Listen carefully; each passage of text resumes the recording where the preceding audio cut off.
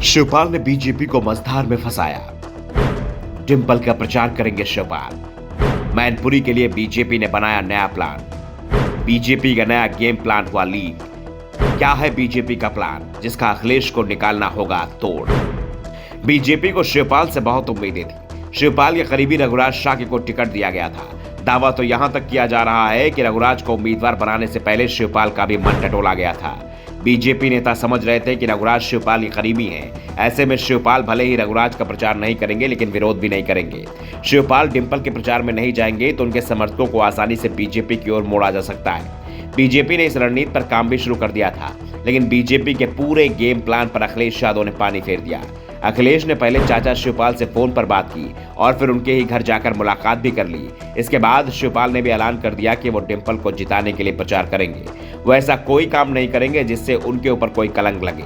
शिवपाल डिंपल के प्रचार के लिए तैयार हुए तो बीजेपी को अब अपनी रणनीति नए सिरे से तैयार करनी पड़ रही है। वैसे भी बीजेपी के पास मैनपुरी में खोने को कुछ भी नहीं है। इस सीट पर वो आज तक चुनाव नहीं जीती है, लेकिन बात अगर पाने की हो तो पाने के लिए बहुत कुछ है।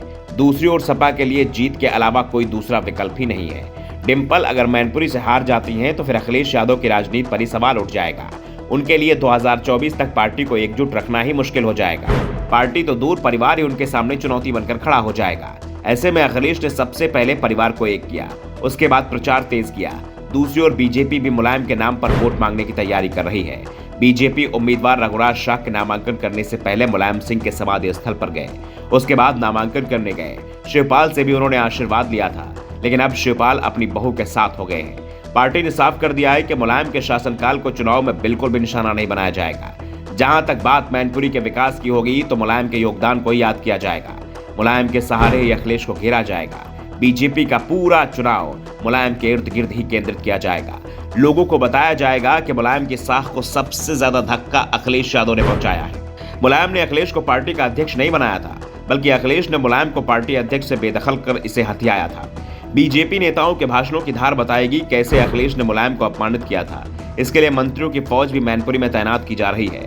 मैनपुरी के आसपास के क्षेत्र के मंत्रियों को चुनाव तक मैनपुरी में ही रहने के निर्देश दे दिए गए हैं। जयवीर सिंह, असीम अरुण, राकेश सचान, संदीप सिंह, प्रतिमा शुक्ला की ड्यूटी मैनपुरी में लगा दी गई है। सजातीय मतों को साधने पर इन मंत्रियों को मुख्य फोकस रहेगा। इसके अलावा कम से कम 2 दिन योगी आदित्यनाथ भी मैनपुरी में प्रचार करेंगे।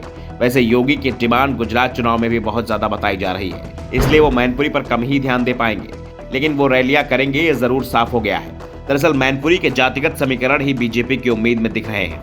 बीजेपी ये मानकर चल रही है कि रघुराज शाक्य की उम्मीदवारी के चलते शाक्य के वोटों का बड़ा हिस्सा उसे ही मिलेगा।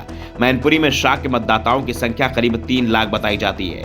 इसके अलावा ठाकुर 2.25 लाख, 1 लाख ब्राह्मण और 1 लाख लोधी, 50,000 वोट वैश्य के भी हैं। अगर ये मिल जाते हैं तो डिंपल की मुश्किल बढ़ाई जा सकती है। सबसे बड़ी बात तो ये कि इस वोट बैंक पर बीजेपी अपना दावा करती रही है, लेकिन चिंता मुलायम सिंह को लेकर क्षेत्र में चल रही सहानुभूति लहर ने बढ़ा रखी है।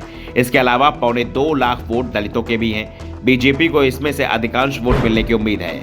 मैनपुरी के करीब 18 लाख मतदाताओं में बीजेपी ने 50% के वोट बैंक पर नजर गाड़ रखी है। Bureau report, the such India.